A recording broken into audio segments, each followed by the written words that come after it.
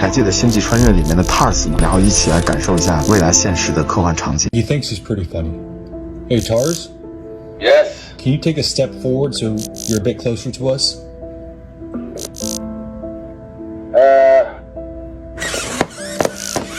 Sure thing, taking a step forward.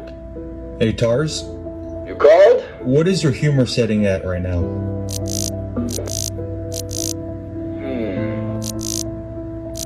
My humor setting is at 25%. Hey, Tars?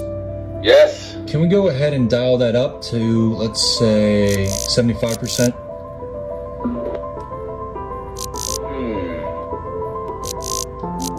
Humor setting adjusted to 75%. Get ready for some laughs. Hey, Tars?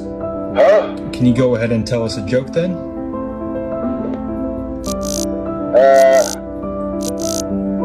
Why don't scientists trust atoms? Because they make up everything. You see what I mean? 这是国外的一个博主将目前最强的人工智能 GPT-4O 内置到了机器人 Tars 所展现的效果。你有感受到这个世界正在变化吗？